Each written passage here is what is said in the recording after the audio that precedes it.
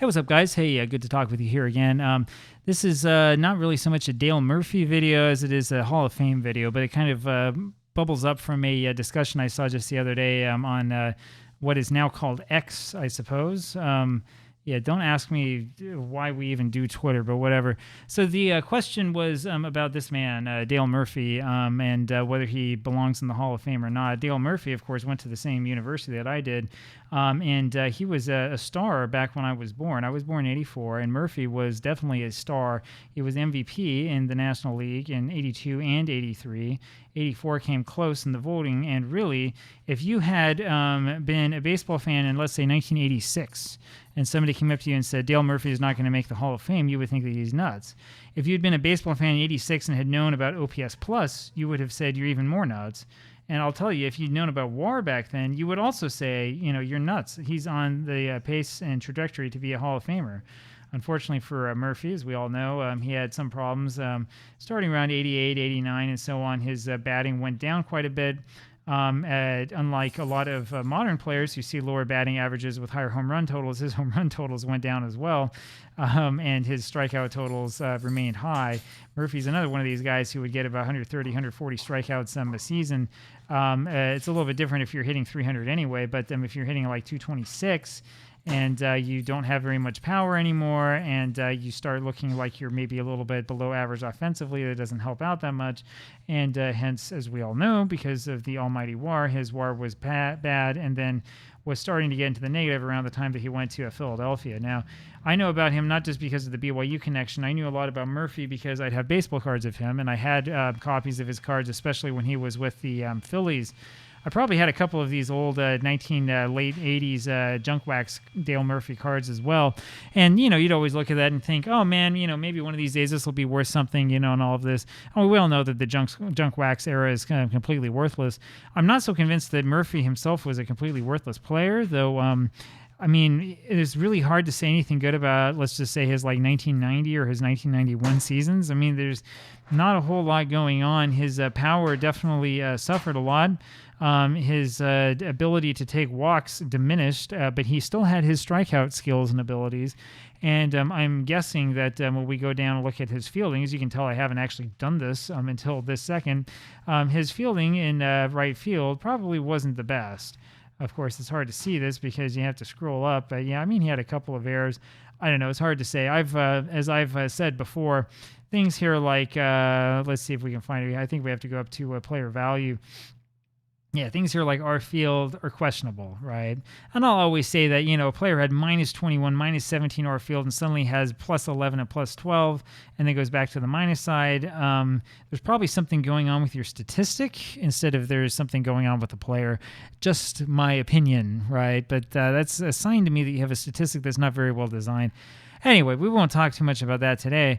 The question that we have is, with his 46.5 WAR, is Dale Murphy a Hall of Famer? Is he like a borderline Hall of Famer, or is he like a guy who there's no hope for? Now, before we get really deep into this, I do want to tell you that I have read that old book, Whatever Happened to the Hall of Fame by Bill James. I've read it at least twice, maybe 3 times. I believe I read that and the earlier version, The Politics of Time. So, I mean, I know about this. I know about how the Hall of Fame works. I know about, Bill James's Hall of Fame prediction statistic. I also know about, the fact that there are far too many guys from the 1930s in the Hall of Fame. And, I mean, this is certainly the sort of thing that somebody like me who, sort of discussion, I should say, that somebody like me who cares about stuff like normalization and comparing statistics from different eras would get really into, right? So I'm pretty interested in the debate. And Murphy's an interesting case because, as I said, first of all, if you had seen him play like around this period of time, you'd think this guy's a lock for the Hall of Fame. And the second thing is that when you read what people say online in discussions about this, it's not quite as violent, right? When you talk about Harold Baines, you think that you were talking about the worst thing that ever happened. You think you were talking about like a political election. For Murphy, with the 46.5 WAR, the discussion is actually kind of civil. So here we go. We're looking at the career leaders and records for wins above replacement as currently calculated by Baseball Reference. I say currently calculated because if you're watching this anytime in the future, this will probably probably change, right? And so we know, Babe Ruth at 182.6, right? Of course. Walter Johnson, 165.1, Cy Young, 163.6, and on and on and on. So we want to go down to, what was this again, 46.5? Yeah, we want to go down and find the 46.5 territory. So just so you know, guys here who have this little plus by their name, which is going to be kind of small for you to see, those are the Hall of Famers. Let's move this up here to 200 and see if that makes it a little bit more visible for us. So we go over here to 46.5. We're pretty far down the list. I mean, we're talking like right around 400th place. And so there is Dale Murphy. He's up there with Lave Cross. That's a name I know. And Ed Kenichi, another name I know.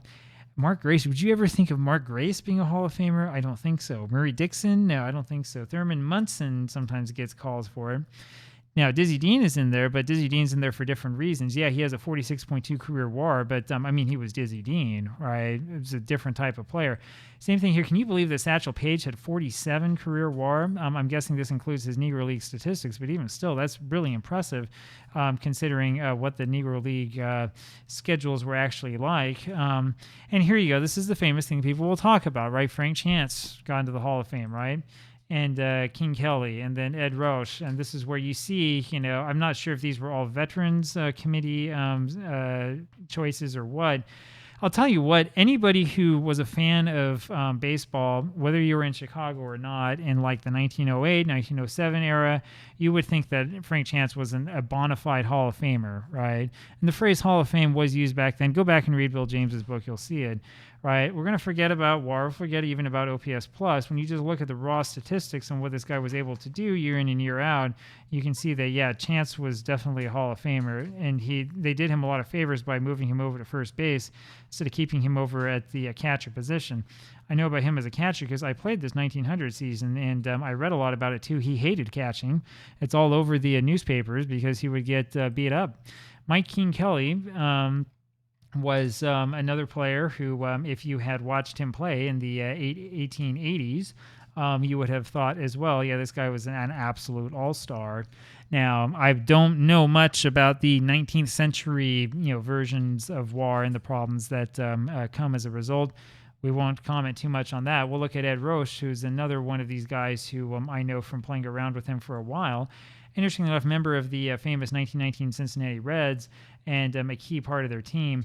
We'll tell you that, yeah, these batting averages may be somewhat inflated, due to the pitching abilities of the time. But, I mean, it's kind of a borderline case. I don't know. It'd be interesting to sort of talk about. Again, Roche is a little bit different because he doesn't really have any reason not to have that higher WAR total. There's not a whole lot of, wars going on and other things that cut his career short, He has a couple of seasons here where he, I'm assuming, was injured, 28 and 22. We can go into it and look really close. He even played in the Federal League. Interesting enough, his Federal League statistics were not quite as impressive as they would become in the National League just a couple years later. I mean, he was only 22, but interesting to see that sort of thing happen and how quickly a player can mature. So I don't know. I mean, you could talk about that a little bit. You will notice, though, that at least Chance and Roche, I didn't look too close at Kelly, but at least these two guys were good for longer stretches of their career than Murphy was. There's John McGraw. That's another name that you probably wouldn't have thought of. He's definitely not in for his playing ability. He's in for his managerial abilities. McGraw as a player, I think, is an absolute Hall of Famer, and would have had a great chance or a great argument for it. I think, honestly, if he had not gone to the American League in 1901, I think that's the thing that really kind of screwed up with him, in part because of injuries that he sustained, and in part because of his run-ins with Ban Johnson. That's another story that I think we talked a little bit about that, but that story gets a lot deeper and a lot more, a lot stranger. When we go down, I mean, we can see Red Shundienst, who we've seen a lot of. That's an odd Hall of Fame selection. And Deacon White is another interesting one. I mean, Red Shundienst is one of these where I kind of look into it and think, yeah, I think I would take Dale Murphy in over him. But 1, 2, 3, 4, 5, 6, 7, 8 All-Star selections in a row, 10 All-Star games overall. You can sort of see why it happened, right? But yeah, that's another one that's a little bit questionable. So again, a little part of the story that's interesting to look at. Deacon White, yeah, this is going really, really far back. So there's not too much that I can say about this, again, without being better exposed to the 19th century and to a lot of the trends of the time. You almost want to give a pass to these guys who were 19th century inductions, especially if it's that far back into the 19th century. Anyway, some interesting things to see. And you can see, I mean, Gil Hodges, Rabbit Moranville, these are questionable inductees. And then, of course, there's our friend Jack Morris. We can look at him really quick before we go too far deep and get too deep into the argument. Here's Gene Tennis. We talked about him the other day. Jack Morris, of course, is a very, very controversial inductee for so many reasons. If you want a guy who's going to win a large number of games for you, he's okay. And we'll always remember him for his postseason achievements. In fact, the problem, though, is if we look here at the pitching postseason game log for Morris, so we do have starts like this one where he wins the 10-inning shutout game. And then there starts like this one where he doesn't last very long against the Braves in Game 4, right? We know about this one, and then, of course, he pitched well in the ALCS. But we forget about stuff like this. So when Detroit played against the Twins in the 87 ALCS, he sure didn't have a great outing in this one, did he? And he did pitch well, I guess, here in the 84 ALCS. And then, of course, 1992, he did not pitch all that well for Toronto in the postseason.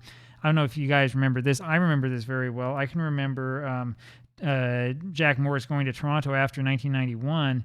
In fact, did he, we'll look this up since we're here, did he play? No, he went as a free agent, I think, in the offseason. And there was a lot of talk in the media about how, the Blue Jays are just going to be awesome. And they did end up winning the World Series that year. But the idea was that Morris was this like unstoppable machine that was, an absolutely excellent pitcher.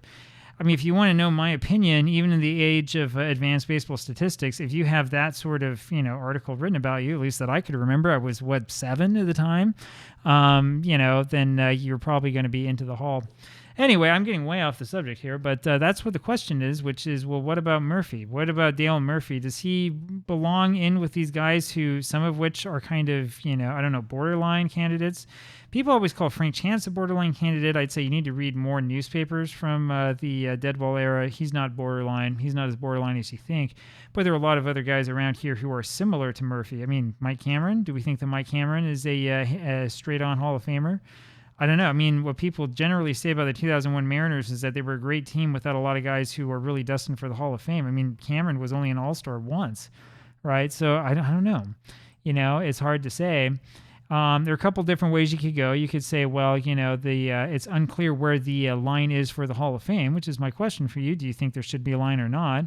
People could also say, oh, well, the problem is all of these guys who are below, I don't know, can we find a place where we draw the line?